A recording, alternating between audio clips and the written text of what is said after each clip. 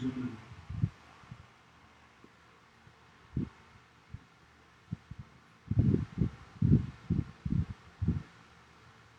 Vamos a leer del versículo 37, ¿cierto? Versículos 37 a 31.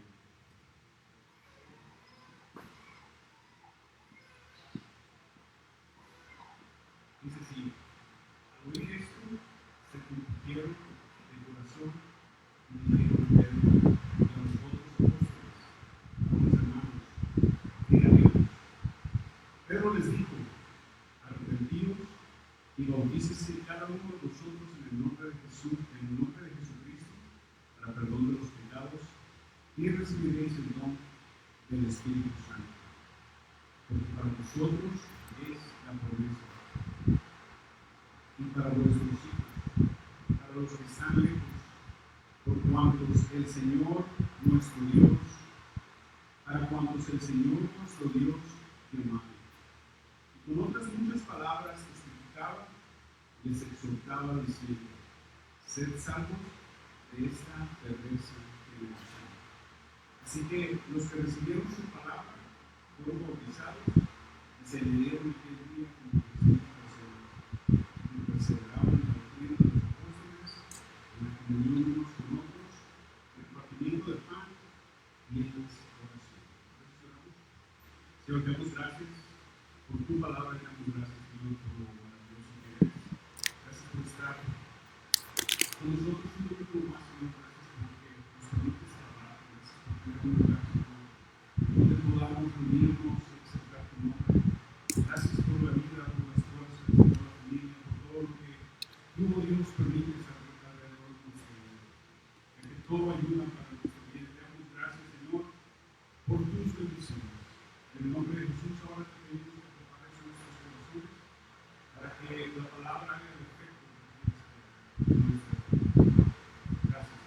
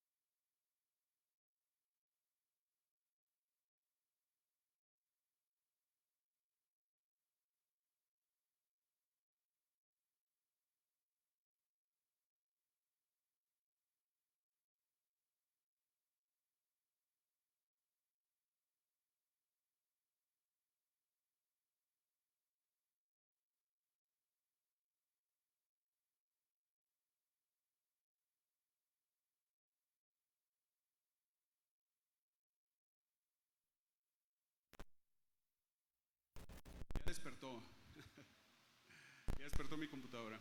Mire, los versículos que leímos y que vamos a abordar en esta enseñanza van a responder a una pregunta muy clara, ¿sí? ¿Cómo podemos ser salvos? ¿Cómo podemos ser salvos? ¿Qué tengo que hacer? ¿Por qué método? ¿Por medio de quién? ¿Cómo opera la salvación? ¿Cuál es el canal por el que se da la salvación? ¿Sí? Esa es la principal pregunta que vamos a estar respondiendo, pero hay muchas otras cosas que vamos a involucrar en estos versículos que acabamos de leer. Usted sabe que el mundo ha tenido miles y si no millones de personas que proponen soluciones a sus problemas, ¿verdad? Y a sus sufrimientos. ¿Cuántos de nosotros como seres humanos no tenemos dificultades, penas, aflicciones, enfermedades, preocupaciones? ¿Cuántos de nosotros no pasamos por engaños, ¿sí? Accidentes, tragedias? Todos las vamos a pasar por un momento u otro. Eso es algo que se encuentra en la palabra de Dios.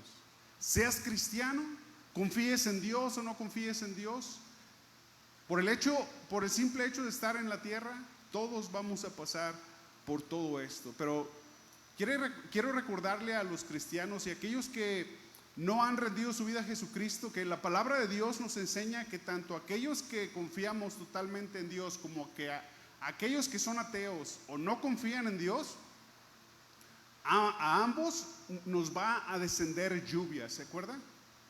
Mateo 7 habla de esto, va a descender lluvia, van a venir ríos y también nos van a soplar vientos, ¿sí? Van a golpear, van a dar con ímpetu, pero la diferencia estará en dónde estamos fundados, ¿sí? Y este pasaje lo vamos a tomar más adelante. Entonces, la palabra de Dios en la palabra de Dios constantemente surge una pregunta: ¿cómo puedo entrar en el reino de Dios? ¿Cómo puedo ser salvo? ¿Qué puedo hacer para heredar la vida eterna? Esto es un tema constante, esta es una interrogante constante en la palabra de Dios. Mire, desde el punto de vista de un legalista, él podría decir a estas preguntas: guarda la ley, ¿sí? Un moralista diría que tus buenas obras sean mayores que tus malas obras. Eso es lo que diría un moralista para que nosotros pudiéramos ser salvos. Porque te diría: Dios siempre pesa la balanza. Si tus buenas obras son más, vas a pasar y vas a ser salvo. Pero si tus malas obras son más, entonces no vas a ser salvo. Los racistas, también hay racistas y en la Biblia los vemos. Dicen que es según a quien Dios haya elegido, ¿sí? Los universalistas dicen y te van a decir: no te preocupes, todos vamos a ser salvos, ¿sí? Hay personas que piensan de esta manera y se les llama universalistas. Un ritualista te va a decir: sigue estos pasos, sigue estas costumbres que nuestros antepasados, que nuestros padres, que hemos seguido durante tradiciones, durante años, y es la única manera que vas a ser salvo.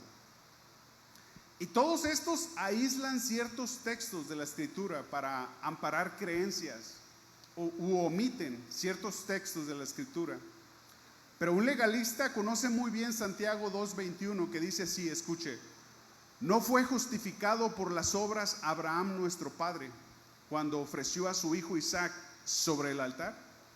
Y hablan de obras los legalistas, pero nunca van a citar, por ejemplo, Romanos 3:20, que dice: ya que por las obras de la ley ningún ser humano será justificado delante de él.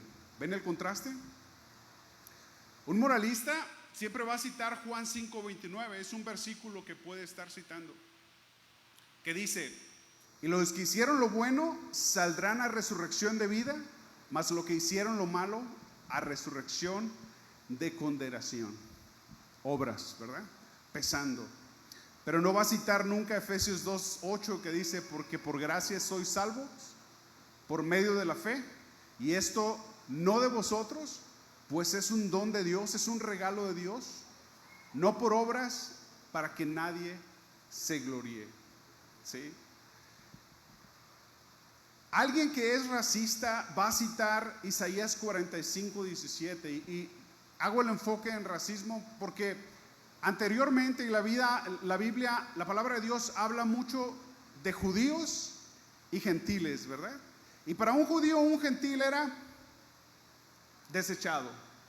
Él se sentía supremamente más cerca de Dios y con más habilidades de entrar al cielo con sus propias habilidades por ser parte de un pueblo que Dios escogió. Isaías 45:17 dice: Israel será salvo en Jehová con salvación eterna. No os avergonzaréis ni os afrentaréis por todos los siglos. Y tenían este orgullo, ¿sí? Y eso los llevaba a ser segregantes, a ser racistas. Romanos 9:6, en cambio, ellos nunca lo van a citar. Dice: porque no todos los que se dicen, porque no todos los que descienden de Israel son israelitas. Y Romanos habla de que un verdadero israelita es aquel que tiene una circuncisión hecha en el corazón. ¿Lo recuerda? Mire, un universalista claramente va a exponer Romanos 5:18. Dice: así que como por la transgresión de uno vino la condenación de todos los hombres, de la misma manera por la justicia de uno vino a todos los hombres la justificación de vida. Y hablan de que todos vamos a ser salvos. Usted conoce a las personas, cuando usted le dice: ¿eres hijo de Dios? Ellos te dicen: todos somos hijos de Dios. Y la Biblia enseña que todos somos creación de Dios. Pero los hijos somos aquellos que hemos atendido al llamado del Señor, hemos rendido nuestra vida a Jesús, ¿sí? Y ahora estamos en obediencia y en una relación correcta con el Señor. Pero un universalista siempre va a evitar cuidadosamente, por ejemplo, Mateo 7:13, que dice: entrad por la puerta estrecha. Fíjense bien: porque ancha es la puerta y espacioso el camino que lleva a la perdición, y muchos son los que entran por ella. Muchos son los que van en el camino de esa perdición, ¿sí? Y luego sigue diciendo: porque estrecha es la puerta y angosto el camino que lleva a la vida. Y hace un énfasis en esto: y pocos son los que la hallan. Implica buscar, ¿verdad? Un ritualista va a acomodar textos que se acomoden a sus ritos, porque recuerden que si no llenas todos los requisitos, todos los ritos, todos los pasos, no puede haber una salvación para una persona así. Y esto se ve mucho en aquellos que creen que son salvos por medio del bautismo. Otros es el bautismo más la fe, pero al fin un rito. Y proponen Hechos 2:38, que es parte del texto que vamos a ver hoy, ¿sí? Pero si no existe el arrepentimiento y el agua, si falta uno de estos, la salvación para ellos es imposible, porque caen en un rito.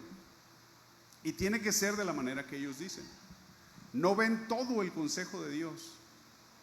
Los ritualistas siempre van a evitar, por ejemplo, textos como Romanos 10:9, que dice que si confesares con tu boca que Jesús es el Señor y creyeres en tu corazón que Dios le levantó de los muertos, será salvo.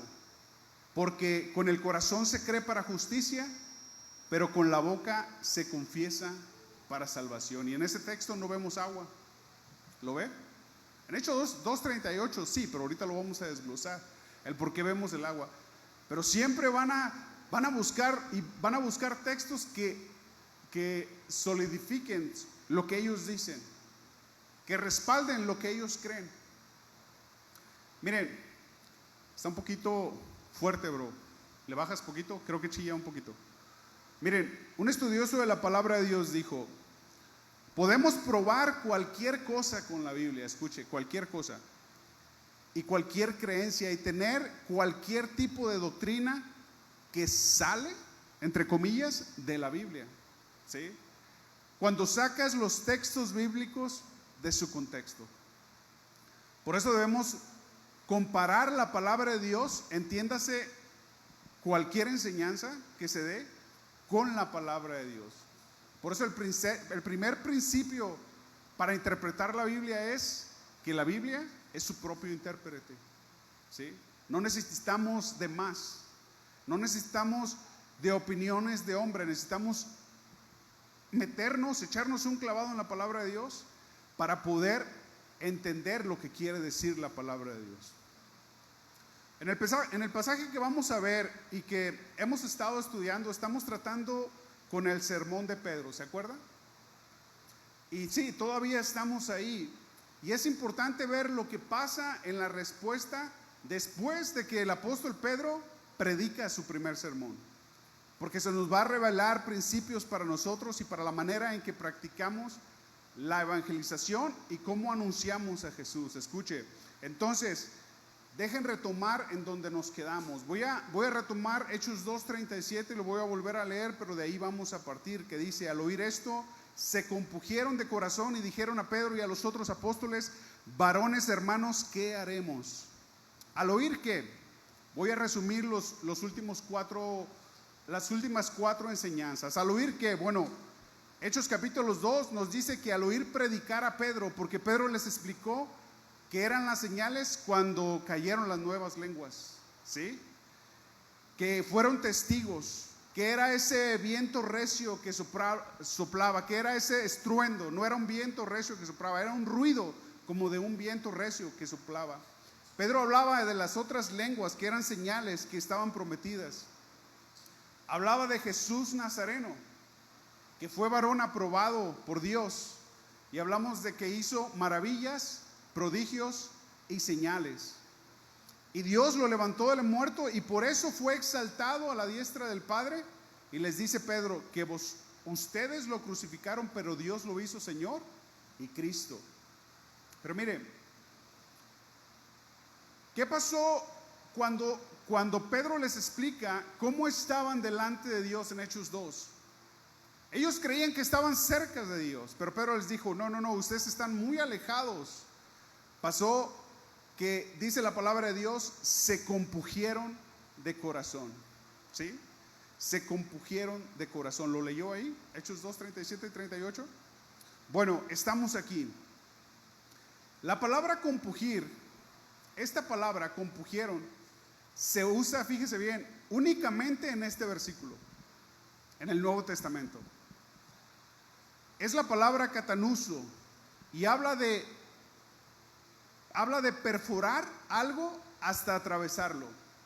¿Sabe qué estaba haciendo Pedro al decirles: miren, la señal del Pentecostés fue una señal de la venida del Mesías?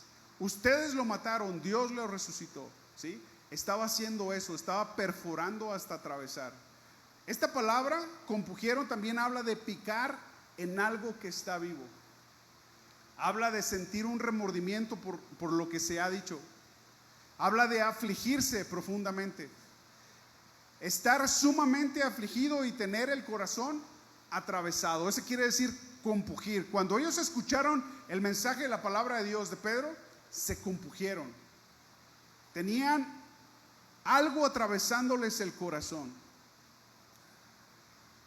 ¿Se acuerdan qué pasó en Hechos 9 cuando Saulo de Tarso tuvo un encuentro con el Señor? Dice Hechos 9:3 que yendo por el camino cerca de Damasco, repentinamente lo rodeó un resplandor de luz del cielo a Saulo. Y cayendo en tierra por este resplandor, oyó una voz que le decía: Saulo, Saulo, ¿por qué me persigues? Era el Señor Jesucristo. Él dijo: ¿quién eres, Señor? Estaba persiguiendo a alguien que no conocía. Y le dijo: yo soy Jesús a quien tú persigues. Dura cosa te es dar coces contra el aguijón. Pero fíjese la reacción de Saulo en ese momento, el que después fue Pablo. Él, temblando y temeroso, dijo: Señor, ¿qué quieres que yo haga? Había un temor. Escuche, hay varios ejemplos en Hechos.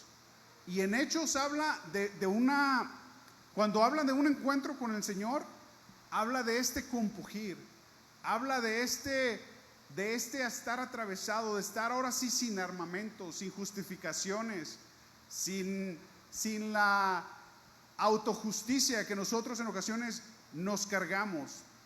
En Hechos 16 había un carcelero y el Señor hizo un milagro para liberar a Pablo, ¿sí? Y a Silas. Y cuando las puertas se abrieron, este carcelero tomó la espada e iba a matarse, ¿se acuerda? Pero Pablo le dijo: hey, espera, todos estamos aquí. Dice la palabra de Dios que él entonces, pidiendo luz, se precipitó adentro y temblando se postró a los pies de Pablo y de Silas. Y luego les preguntó: ¿qué debo de hacer para ser salvo? ¿Qué debo de hacer para ser salvo? Hubo una pregunta, escuche. En estos tres ejemplos vemos una buena medida de temor por saber su condición de pecado y por haberles Dios revelado esa condición de pecado. Una persona no puede acercarse a Dios cuando no se le ha revelado su condición de pecado. No tiene esa conciencia, no sabe por qué va a ser perdonado. En estos hombres había un profundo reconocimiento de maldad. En estos ejemplos, una profunda culpa donde temían a Dios y a la retribución por parte de Dios hacia sus vidas por el pecado que tenían. Escuche, el anhelo de ser salvos los llevó a preguntarse: ¿qué hacemos para ser salvos? ¿Qué hacemos para ser salvos? ¿Cuándo se da esto genuinamente? Pasa algo maravilloso. La persona está en un estado ideal para recibir la salvación, para tener conciencia del pecado en su vida, ¿sí? Ahora sabemos que nuestra culpa, o la persona que reconoce que necesita a Dios porque ahora ve su maldad, ¿sí?, puede ver que necesita un Salvador. Recuerda, hace algunas enseñanzas le comentaba cómo hay personas que cuando les dices: ¿quieres ser salvo? ¿Quieres recibir a Jesús? ¿Quieres que te perdone tus pecados? Hay personas que dicen: ¿cuáles pecados? ¿Por qué? Porque se sienten justas, porque sienten que no necesitan un Salvador. Entonces, estos ejemplos hablan de que sus conciencias, sus sentimientos estaban profundamente perforados hasta haber sido traspasados. Están sintiendo el remordimiento de sus pecados, sus corazones están atravesados. Hermanos, y eso solamente lo hace el Espíritu Santo por medio de la exposición de su palabra. Cuando dice se compugieron de corazón, habla de un estado, habla de un mover del Espíritu Santo, porque el Espíritu Santo es el que trae convicción de pecado, de juicio en las personas. Todos nosotros sabemos que nuestros hijos no nacen siendo salvos, ¿verdad? Y van creciendo y van tomando decisiones que ellos deciden tomar. Nosotros los enseñamos, crecen, pero si ellos no tienen este encuentro personal con el Señor, si ellos no tienen este compugir de corazón, si ellos no tienen este anhelo de conocer a Dios, va a ser en vano que estés ahí y ahí. Tenemos que poder sabiduría, porque a veces necesitamos orar para que el Señor ablande de su corazón, para que el Espíritu Santo dé convicción de pecado y de juicio. Con paciencia. La convicción de pecado en el ser humano entonces es la llave que abre el corazón a la salvación para todos aquellos que podemos evangelizar. Sí, nosotros somos instrumentos, pero es el Espíritu Santo, hermanos. Es el Espíritu Santo quien convence de pecado y de juicio, quien los puede compugir de corazón. Miren, nos gusta mucho decir que cuando evangelizamos que todo va a estar bien, que eres una buena persona. Sí, hasta hay una canción en inglés, ¿verdad? Todo va a estar bien. Que el pecado no es para tanto, ¿sí? Pensamientos como un grande énfasis en que Dios te amó tanto que dio su Hijo. Sí, eso es verdad, pero no predicamos la otra parte. Es por eso que si no te arrepientes, vas al infierno. Y eso es una verdad que tenemos que enseñar también. No predicamos con convicción y que esta convicción nos haga convictos a aquellos que están en pecado. Miren, se necesita predicar que somos pecadores, todos nosotros. Por eso necesitábamos un Salvador. No solo porque cometemos pecados, sino porque vives en rebelión contra Dios. ¿Sabes cuál es la rebelión más grande de una persona? Que rechace a Jesucristo.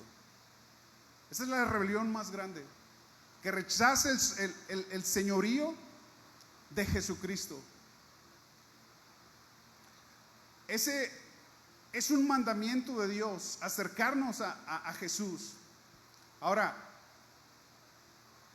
no son pecados como mentiritas o lo que robaste allá cuando tenías 5 años o pecados como solamente el que tuviste un engaño, ya seas la mujer o ya seas el hombre. No son pecados como que sigues robando en el trabajo, qué sé yo. No son pecados, esos sí son pecados, pero es en consecuencia a que no vivimos en los principios de la palabra de Dios, a que no lo creemos. Digo, no lo creemos por ser parte de, pero aquellos que no se acercan a Dios no creen en la obra de Jesucristo. Mateo 12:30 dice: el que no es conmigo es contra mí. Ahí hay una enseñanza absoluta, ¿sí? El que no es conmigo es contra mí, está hablando Jesús. Y el que conmigo no recoge, desparrama.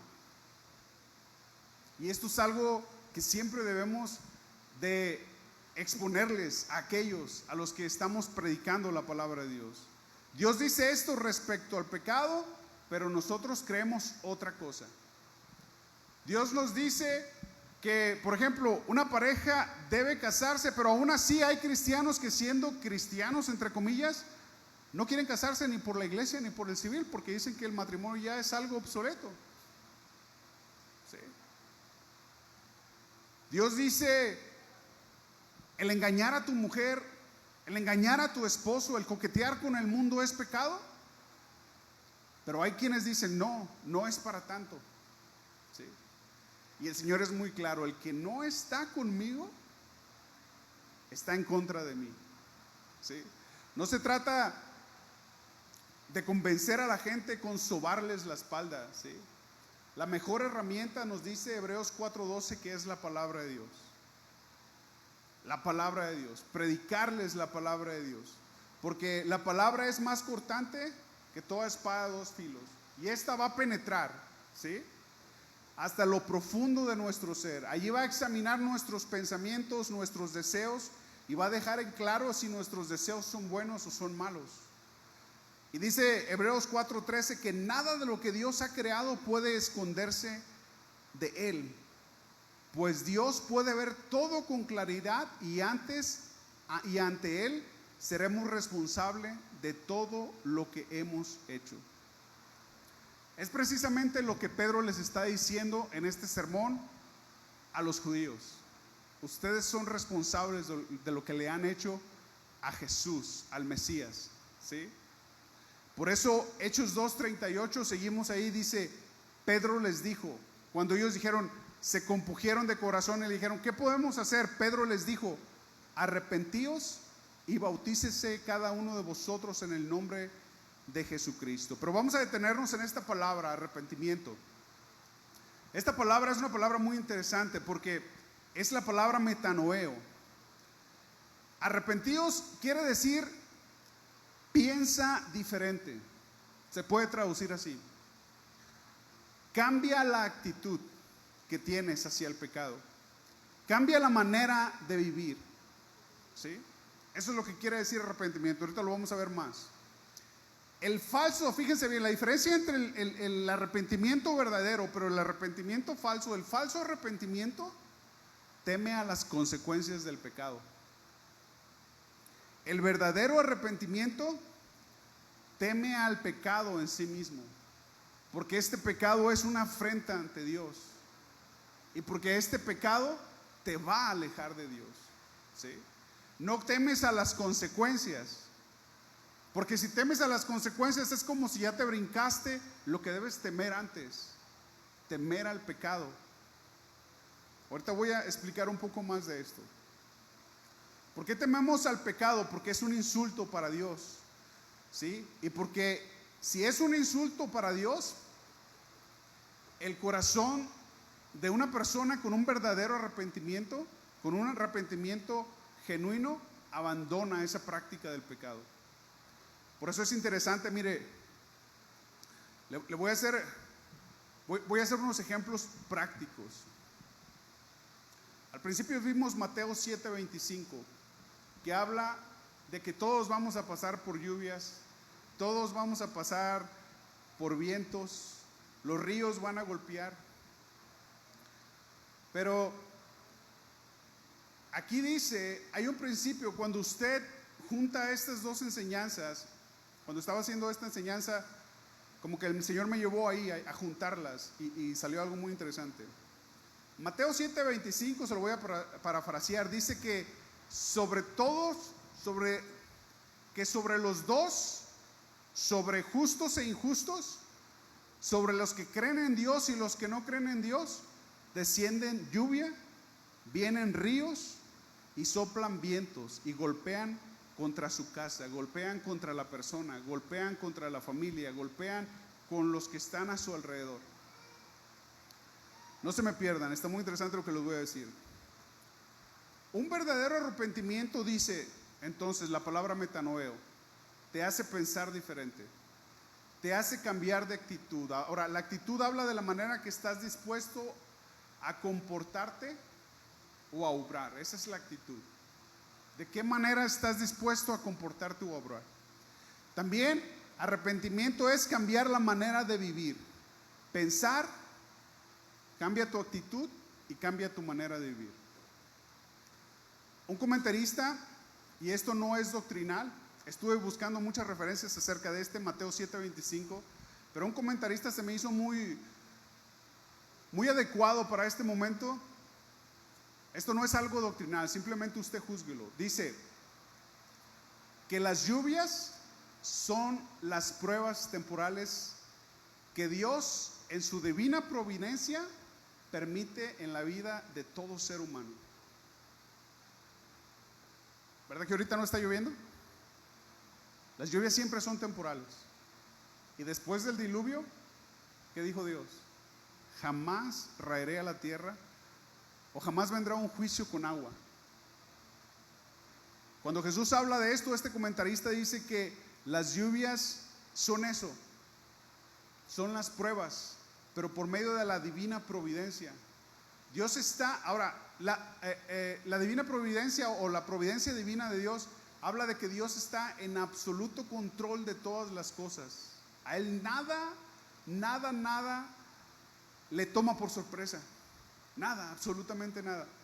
A nosotros sí, pero a Dios no. Ahora, Dios permite todo esto en la vida del ser humano, y esto con distintos propósitos, pero son temporales. Son lluvias, son pruebas, son calamidades, son desastres, son problemas, son escaseces. Pero esas lluvias hablan de algo temporal. Porque en ese contexto, las lluvias en Judea y alrededor eran así: llegaban y se iban, llegaban y se iban. Hermanos, ¿por qué me detengo en esta palabra arrepentimiento? ¿Por qué me detengo en esta palabra metanoeo. Porque un cristiano debe estar en constante arrepentimiento delante de Dios, porque todos los días pecamos. Un cristiano no nada más se vuelve cristiano cuando se arrepiente genuinamente, no. Renueva su relación con Dios cuando se acerca a Él en un genuino arrepentimiento. Fíjese, yo quiero preguntarle, ¿cómo piensas diferente cuando vienen las lluvias que son temporales, los problemas, las situaciones que se salieron de tu control? Porque pues estamos entre cristianos, ¿no? ¿Cómo metanoeo? ¿Cómo piensas diferente de esa lluvia por la que estás pasando? El Señor nos dice que es temporal, pero la diferencia entre nosotros y alguien que no cree en Dios es que debemos de pensar diferente. Debemos de pensar que Dios en su divina providencia tiene el control de las cosas por las cuales están pasando. ¿Cómo es tu actitud? Porque metanoeo es eso, es un cambio en tu actitud. ¿Cómo es tu actitud en las cosas que estás pasando actualmente? ¿Tuviste ser cristiano? ¿Qué te hace diferente? ¿Tu actitud es diferente? ¿Tienes una actitud diferente con tus hermanos que son difíciles? ¿Sí? Como dice la Biblia del mexicano, ¿verdad? No todos somos monedita de oro, ¿verdad? Para quererles bien a todos. Y en este empezar de una iglesia nueva, Casa Oración Denver, nos vamos a ir conociendo y ya sabemos, hermanos, va a haber roces, ¿sí? Pero, ¿qué actitud tienes? ¿Qué hace la diferencia? Porque un cristiano tiene una actitud nueva, tiene metanoeo, tiene un genuino arrepentimiento en su vida, que esto es palpable. ¿Cómo cambia tu manera de vivir lo que está pasando, lo que está sucediendo? Eso temporal, esas lluvias temporales, ¿cómo cambia tu manera de vivir? Eso es metanoeo, hermanos. Pensar diferente, cambiar tu actitud, cambiar la manera de vivir. Eso habla de las lluvias. Segundo lugar, Mateo 7:25 nos habla de los ríos, ¿sí? Y vinieron lluvias, y este comentarista dice esto, las lluvias son algo temporales, pero habla también de que vinieron ríos, y sabemos que un río siempre está en movimiento, ¿verdad? Esa es la característica de un río, ¿sí o no? Comparando esto, este comentarista habla de que los ríos son el deseo del ser humano y las pasiones, que muchas veces no están encaminadas a los deseos de Dios. Nosotros podemos tener un deseo genuino hacia Dios y una pasión genuina hacia Dios, hacia hacer su voluntad, hacia cumplir su propósito en nuestra vida, ¿sí? Pero también estamos luchando con nuestra carne, con el mundo. Estamos luchando. ¿Cuál es la diferencia entre uno y otro? Se la muestro. Gálatas 5:24 dice, pero los que son de Cristo, ¿cuántos son de Cristo aquí? Los que son de Cristo han crucificado la carne con sus pasiones y sus deseos. Esos somos nosotros.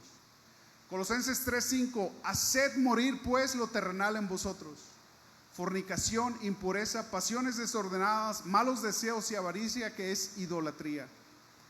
Gálatas 5:16, digo pues, andad en el Espíritu y no satisfagáis los deseos de la carne, porque el deseo de la carne es contra el Espíritu y el Espíritu es contra la carne, y estos se oponen entre sí para que no hagáis lo que queráis. Un verdadero cristiano, hermanos, un verdadero hijo de Dios, que vive en un verdadero arrepentimiento, en un constante arrepentimiento, en un constante metanoeo. Porque estos estaban compungidos de corazón, estaban en un estado en donde ya se habían dado cuenta el pecado que habían cometido, el más grande pecado, haber matado al Mesías, al único hijo de Dios. Lo mataron y estaban compungidos, por eso dijeron, ¿qué haremos? Y el principio es arrepentidos, metanoeo. Cambia tu manera de pensar, cambia tu actitud, cambia tu manera de vivir. Y aquí Los ríos que nos hablan, hermanos, de los deseos, de las pasiones que tenemos. Siempre va a haber esos dos lados en nosotros. Pasiones enfocadas hacia Dios. Somos apasionados por Dios. O somos apasionados por, no sé, por enfocarnos en nuestros propios deseos, nuestras propias pasiones. ¿Cómo pensamos diferentes? ¿Cómo cambiamos nuestra actitud? ¿Cómo cambiamos nuestra manera de vivir cuando vienen estos ríos? Porque la diferencia entre un cristiano y uno que no es cristiano es solamente que nosotros podemos acudir a Dios con esa libertad, con esa confianza.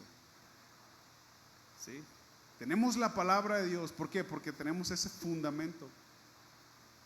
Esta enseñanza de Mateo 7:25 habla y se titula Los dos fundamentos. Uno es la roca y otro es la arena. ¿Sí? Cuando vienen esos ríos, esas pasiones, esos deseos, ¿sí?, que surgen problemas, ¿cómo quieres tú contestarle y cómo Dios te dice que contestes? ¿Cómo quieres tú obrar y cómo Dios te dice en su palabra que debes de obrar? ¿Cómo? Está hablando de eso. Acerca de las cosas de este mundo, lo terrenal, por ejemplo, fornicación, impureza, pasiones desordenadas, malos deseos. ¿Cómo vamos a ser diferentes, hermanos? Tiene que verse que le hemos creído a Dios, que estamos confiando en Él. Y la palabra de Dios está llena de ejemplos y nos amplía y magnifica esta lucha en el cristiano. Pero también Mateo 7:25 nos dice que debemos confiar en Dios. Que si tú has fundado tu casa sobre la roca y no sobre la arena, tu casa no va a caer. Tus creencias no se van a debilitar. Al contrario. Dice este comentarista, cuando habla de vientos, que esas son luchas que todo ser humano tiene contra Satanás y sus ángeles, que llegan como un torbellino. Lo hemos visto, ¿verdad? En Efesios lo vimos, cuando hablamos de toda la armadura de Dios, de ponernos toda la armadura de Dios. Hablamos de esto claramente, específicamente. Pero otra vez, la diferencia es ¿dónde estamos fundados? ¿Sobre la arena? ¿Sobre la roca? ¿Cómo pensamos diferente si ya estamos genuinamente arrepentidos? ¿Cómo caminamos con una actitud diferente? ¿Cuál es nuestra disposición a las cosas cotidianas que suceden en nuestra vida? ¿Qué disposición tienes para contestar, para responder, para hablar? ¿Cómo esto cambia tu manera de vivir? Porque Satanás, hermanos, nos va a querer engañar tergiversando la palabra de Dios. ¿Se acuerda de Jesús? Mateo, échate al voladero, échate. Que al cabo Él va a enviar a sus ángeles. El enemigo va a venir y nos va a tergiversar la palabra de Dios. Nos va a querer quitar la palabra que se ha sembrado en nuestros corazones. Eso es algo que hace constantemente. Va a querer que le mintamos al Espíritu Santo. ¿Se acuerdan de Ananías y Zafira? Nos va a decir, miente. Satanás nos va a querer tentar y se disfraza como un ángel de luz para engañarnos con prodigios y señales. Para un judío había solamente dos formas de señales, de cosas milagrosas, por parte del diablo y por parte de Dios. Entonces, es bueno, hermanos, que cambiemos nuestro pensamiento, cambiemos nuestras actitudes, nuestra manera de vivir, para que verdaderamente se pueda ver que hemos tenido un genuino arrepentimiento. Porque si no es así, si todavía seguimos respondiendo de la manera que respondimos, seguimos actuando de la manera que actuamos, seguimos viendo las cosas ya sea que sean temporales como las lluvias o que tengan que ver con nuestros deseos como los ríos, o que Satanás nos tiente, si no hay un efecto, si no hay un combatir en esto, un genuino arrepentimiento en nuestra manera de vivir, nuestras actitudes y nuestros pensamientos, vamos a caer. Vamos a caer. Sigue diciendo Hechos 2:38 cuando les dice, Pedro les dijo, arrepentíos, metanoeo. Pero también les dice, y bautícese cada uno de vosotros en el nombre de Jesucristo. Arrepiéntanse y bautícense. ¿Les está diciendo que después del arrepentimiento sigue el bautismo? No es una obligación, pero sí les está dando como un modelo. ¿Les está diciendo en este contexto a los judíos? Sí, pero en este contexto, escuche. Ahora, los judíos tenían un estilo de vida en ese contexto, Hechos 2:38, que ellos eran lo máximo entre ellos mismos y siempre segregaban a los demás. Lo que les está diciendo Pedro aquí, al decir arrepiéntanse y bautícense, les está diciendo hagan pública su confesión de arrepentimiento. ¿Saben qué iba a pasar cuando un judío se bautizara en el nombre de Jesús? Iba a ser expulsado de su religión. Iba a ser expulsado de la sinagoga. Iba a ser expulsado de su estilo de vida. ¿Sí? Ahora, ¿qué nos habla esto, hermanos? Aquellas personas que vienen a Jesucristo y quieren seguir con sus rollos, quieren seguir con sus pecados, quieren ser cristianos del servicio secreto o en secreto, no es bíblico. Esta es una demostración, simplemente Hechos 2:38. Pedro les expone a los judíos, arrepiéntanse, y les dice que cambien su manera de vivir, su manera de pensar, sus actitudes, pero hagan pública su confesión. ¿Y saben qué involucraba? ¿Y saben qué conlleva el hacer pública su confesión? Les estaba diciendo Pedro, olvídense del judaísmo. Porque ¿cómo veían los judíos a Jesús? Como un traidor, como un blasfemo, ¿sí o no? Como alguien que echaba a los demonios por Belcebú. Así lo veían, ese concepto tenían. Y ellos eran enemigos de Jesús. Porque un discípulo en secreto no se tolera o no se concibe para Dios. No solo cambia tu manera de pensar, también cambia tu actitud y tu manera de vivir, y demuéstralo formalmente y públicamente. Eso es lo que les está diciendo Pedro en ese contexto. ¿Ven cómo cobra sentido? Nosotros podemos sacar este versículo, esos 2:38, para decirle a alguien, hey, arrepiéntete y bautízate. Pero tenemos que ver el contexto para que veamos que el genuino arrepentimiento los va a llevar sin ningún problema a bautizarse. ¿Por qué? Porque anhelan agradar a Dios. Porque Dios transformó, cambiaron su manera de pensar respecto al pecado. A ellos ya no les va a dar vergüenza ir con sus amigos, aquellos que se conviertan a Jesús o que crean en el Salvador. No les va a dar vergüenza ir con sus amigos y decir, ¿sabes qué? Ya no tomo. ¿Sabes qué? Ya no hago drogas. ¿Sabes qué? Ya dejé de fumar porque ya he entendido que eso me hace daño. Eso viene a ser un plano secundario, ¿se fijan? El verdadero sentido es en el arrepentimiento. En el arrepentimiento. Esto es semejante a que les digas que están renunciando al judaísmo en este contexto. Pedro les está diciendo, no solo cambien tu actitud, cambia tu asociación. ¿Y cuál es la manera más pública de hacer esto? Por medio del bautismo, en el nombre de Jesús. Mire, al bautizarse en el nombre de Jesucristo, estaban diciendo, yo me identifico con Jesús. Eso es lo que estaban diciendo. Esta expresión en el original habla en el nombre de Jesús. En el original, en el griego, habla de esto. Habla de que todo lo que representa a Jesús yo me someto a Él. Por eso dice, en el nombre de Jesús. Imagínese para un judío.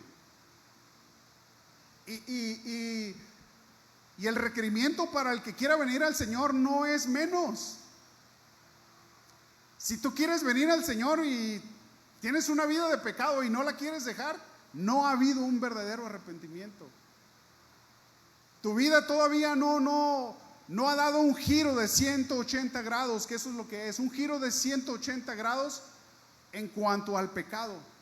Vas en esta dirección, en esta corriente con el pecado, pero ahora prefieres darle la espalda y voltearte por amor a Jesús. ¿Por qué están en este pasaje juntos? Hechos 2:38, arrepentimiento y bautícense. Déjeme ponerle un ejemplo. Lucas 18:22, apúntelo, se lo voy a leer rápido. Habla de un joven, Lucas 18 habla de un joven rico, ¿se acuerda? Y se acercó a Jesús. Este joven rico se acerca a Jesús. Pero Jesús, dice Lucas 18:22, oyendo esto le dijo, aún te falta una cosa, vende todo lo que tienes y dalo a los pobres y tendrás tesoro en el cielo, y ven y sígueme. Si el arrepentimiento y bautismo fueran una fórmula, como algunos dicen, para entrar al cielo, entonces esta sería otra fórmula de Lucas 18:22. Entonces todos ustedes, cuando vinieron al Señor, deben de vender todas sus posiciones y seguir al Señor. ¿Me explico? Ahora, ¿qué le estaba diciendo el Señor Jesucristo a este joven rico? Hey, sí, ya me dijiste, guardas los mandamientos, guardas la ley, haces esto, haces aquello. Sí, pero hay una cosa, porque Jesús conoce nuestros corazones. Hay una cosa que te hace falta, vende todo lo que tienes y sígueme. Hay una cosa, judío, hay una cosa, ¿ya te diste cuenta que mataste al dador de la vida? Al que es la vida, el camino y la verdad. ¿Ya te diste cuenta? Les está diciendo Pedro, Hechos capítulo 2. Ok, arrepiéntete y bautícese. Hazlo público. ¿Qué le dijo al joven rico? Te faltan tus posesiones. Hay cosas en nosotros, hermanos, que nos impiden tener esa intimidad con el Señor. Y el Señor no va a quitar el dedo del renglón. El Señor no quiere miserias, no quiere lo que te sobre de su tiempo. No quiere a ver si quieres servir. No. Dios es un Dios celoso que nos anhela, que nos desea tener en comunión íntima. Él no. Por eso cuando vio que al joven rico le estorbaban sus riquezas, le dijo, adiós riquezas. ¿Y qué hizo? Se fue muy triste porque tenía muchas riquezas. ¿Qué le dijo a los judíos? Arrepiéntanse y bautícense. ¿Por qué? Porque si tu conversión es genuina, no te va a importar renunciar a lo que tengas a tu alrededor. Ese es el contexto. Había algo que lo estorbaba. ¿Qué le estorbaba al judío? Ser identificado con Jesucristo, alguno de ellos, y renunciar a sus reuniones, porque una vez que fueran bautizados públicamente, les iban a prohibir a ir a las sinagogas, les iban a prohibir a ser parte de esa comunidad tan estrecha, tan cerrada. Hermanos, no debemos estimar lo que podamos perder por Jesús. Cuando hay un genuino arrepentimiento, un metanoia, un cambio de mente, un cambio de actitud, un cambio de nuestra manera de vivir, no nos importa. Ahora, hay quienes dicen, cuando te haces cristiano, como que te dicen qué tienes que hacer ahora para vivir. Pues es normal. Pero en ese genuino arrepentimiento, y hay veces cuando estamos discipulando, tenemos que decirles a las personas, mira, es cierto, te van a invitar cigarros, o es cierto, te van a volver a invitar a ir a un table dance, con las mujeres desnudas, tus amigos, o es cierto, tu comadre te va a invitar otra vez allá a chismear, qué sé yo. Y tenemos que discipularlos y tenemos que poner versículos como estos, que hablen de ese contexto. Hermanos, eso no es nuevo. Cuando alguien se acerca a Jesús, se rinde su vida a Jesús, su vida pasada es lo pasado. Ahora su vida es algo nuevo. Yo me acuerdo que mi familia me decía, mi padrastro me decía mucho, te lavaron el cerebro. y me hacía enojar. Y una vez llegué con una hermana y en esto, los primeros días, tenía 16 años, los primeros días me hacía enojar mucho y lloraba de coraje. Decía, lo quiero agarrar a fregadazos, ¿verdad? Recién convertido. Y me dijo esta hermana muy sabiamente, me dice, no le digas que te lavaron el cerebro, dile que te lavaron todo y que vas a cambiar de todo a todo. ¿Por qué? Porque es una vida nueva y a veces no lo entendemos. Ya no agradamos al mundo. Mire, Pedro les dijo, arrepentíos y bautícese cada uno de vosotros en el nombre de Jesucristo, en todo lo que representa a Jesús. Esto es lo que quiere decir. Pero aquí, estos legalistas o estos formularios que hablan de métodos, habla de que para perdón de los pecados, y está junto, ¿se fija? Arrepentíos, bautícese en el nombre de Jesucristo para perdón de los pecados. La palabra para en el original es un verbo eis, E-I-S, eis. Y este verbo se traduce en Mateo, por ejemplo, también como en resultado de. Ese se le da. Pero aquí nada más, eis quiere decir para qué, a fin de qué, de modo que, como resultado en qué. Escuche, este verbo también se puede leer así, en el versículo completo. Arrepentíos y bautícense cada uno de vosotros en el nombre de Jesucristo, como resultado del perdón de los pecados. Jesucristo es un mandamiento, ir a ser discípulos y bautícenlos en nombre del Padre, del Hijo y del Espíritu Santo. ¿Se acuerda? Mateo 28. Bueno, sí es un mandamiento. Todo aquel que ha creído en Jesús, bueno, en consecuencia y en obediencia, el bautismo es lo que sigue, amén. ¿Sí? Pero el bautismo, hermanos, no es una fórmula. Porque se acuerda al principio cómo le leía, que somos salvos por fe, somos salvos por gracia, por medio de la fe. Porque si no, la palabra de Dios se contradijera al decir que somos salvos por fe, como lo dice en Hebreos 10:38. Dice, mas el justo por la fe vivirá. ¿Se acuerda? Romanos 3:28 dice, concluimos pues que el hombre es justificado por fe sin las obras de la ley. Habría una contradicción, ¿sí? Hechos 2:38 nos está hablando de que una vez que nos arrepentimos genuinamente, el siguiente paso es ser bautizado, es hacer pública nuestra elección, nuestra conversión, ¿sí? Pero ese publicarlo es porque nuestros pecados han sido perdonados, ¿sí? No para que nuestros pecados sean perdonados. Romanos 1:17 dice, porque en el Evangelio la justicia de Dios se revela por fe y para fe, como está escrito, mas el justo por la fe vivirá. Ahí no vemos el agua, ¿verdad? Efesios 2:8, porque por gracia sois salvos por medio de la fe, y esto no de vosotros, pues es un don de Dios. En otras palabras, Hechos 2:38 nos dice que tú te arrepientes, luego eres bautizado porque tus pecados han sido perdonados. Y ese simbolismo del bautismo es para morir y resucitar a una vida nueva con Cristo. Lo dice Romanos 8. Entonces, para perdón, arrepentíos y bautícense, estoy en Hechos 2:38. Arrepentíos y bautícense cada uno de vosotros en el nombre de Jesucristo para perdón de los pecados y recibiréis el don del Espíritu Santo.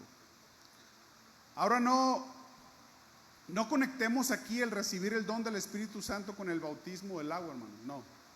No, porque cuando dice don, recibiréis el don del Espíritu Santo, está implícito en la palabra original que es algo gratuito, que tú no puedes hacer nada por merecerlo. Eso es un don. Un don de Dios. Tú y yo no podemos hacer nada para recibirlo, para merecerlo. Esto viene implícito en el original. Por eso dice, recibiréis el Espíritu Santo, y es un don de Dios. Es un regalo de Dios. Nosotros no hacemos nada. Y eso implica que lo recibimos sin hacer nada. Vamos a Hechos 2:39 para continuar. Porque para vosotros es la promesa, y para vuestros hijos, y para todos los que están lejos, para cuantos el Señor nuestro Dios llamare. Rápidamente, el énfasis aquí para nosotros que somos gentiles, pero que ya no hay distinción entre judío y gentil. Lo hermoso en este mensaje que Pedro les está diciendo es: y para todos los que están lejos, para cuantos el Señor nuestro Dios llamare. Y eso somos nosotros. Esa es la esperanza. Dios no hace acepción de personas. Dios ha extendido su mano y nos ha llamado. Nos tiene en su mano, en el hueco de su mano. Hechos 2:40. Y con otras muchas palabras testificaba y les exhortaba diciendo: sed salvos de esta perversa generación. Así que los que recibieron su palabra fueron bautizados, y se añadieron aquel día como 3,000 personas. Escuche, el Espíritu Santo hace la obra. Hubo un genuino arrepentimiento, hubo una genuina conversión. Pero ¿sabe qué fue lo más hermoso? Que se añadieron en aquel día como 3,000 personas. Hermanos, el trabajo de evangelismo hay veces dura años. A veces necesitamos, aquí fue un solo sermón para 3,000 personas. Hoy en día se necesitan 3,000 sermones para una persona. Pero es porque hay veces dependemos de nuestras fuerzas y no en el mover del Espíritu. Eso es una confirmación cuando dice que fueron añadidos. El versículo 42, lo vamos a ver más adelante en la siguiente enseñanza, dice: y perseveraban. ¿Sabe qué quiere decir? Que todavía estaban juntos, que no se esparcieron, que no hubo un llamado de ¿quién quiere ser salvo? Levante la mano, repita esta oración, y después al siguiente domingo ya no se aparecieron. No, hubo una perseverancia, y esa es una señal que nosotros debemos de buscar. Porque si no, tu trabajo en el evangelismo, tu trabajo en el dar testimonio, tu trabajo va a ser en vano, ¿sí? Por eso no son fórmulas, es en un mover del Espíritu Santo, es en un sentir, que el Espíritu Santo los convenza de pecado y de juicio, y que haya un genuino arrepentimiento, y que estén dispuestos a entregar su vida a Jesús. ¿Por qué hemos malbaratado el evangelio, hermanos? ¿Por qué hoy al que viene, y si no lo conozco, ya como predicador digo: a ver, si alguien está aquí y no conoce a Cristo, póngase de pie, venga, le voy a dar la fórmula, pase, repita después de mí? ¿Por qué? Yo sí creo en la sencillez de la salvación, claro que sí. Claro que creo que el Espíritu Santo puede convencer de pecado y de juicio a la persona el primer día que venga, sí. Pero la diferencia es si la ves perseverar. Esa es la diferencia. Y ahí es donde debemos de evaluarnos. Ahí es donde debemos de decir: bueno, ¿estamos haciendo el trabajo bien o lo estamos haciendo nada más para decir? El año pasado en nuestra iglesia hubieron 50 conversiones. ¿Y cuántos están? No, pues ni uno. No. Dejemos que el Espíritu Santo, hermano, sea que convenza, que haya un genuino arrepentimiento. Y como dice Mateo 7:25, hermanos, van a venir lluvias, pero recuerde, son temporales. Van a venir ríos, pero hermanos, tenemos que luchar, tenemos que poner nuestra dependencia en Él. Y van a venir vientos, porque Satanás nos va a atacar. Estamos en el mundo. ¿Y sabe qué debe de provocar esto? Decía el apóstol Pablo, debe de provocar un peso así de un anhelo de estar con el Señor. Solo recuerdo, hermano, que cuando más y más pasamos por dificultades, algún día se van a acabar. Algún día vamos a estar con el Señor y Él nos va a revelar sus propósitos, porque nuestra mente es muy pequeña, muy, muy pequeña. Póngase de pie, vamos a orar. Le voy a pedir a mi hermano que termine ya la transmisión. Muchas gracias.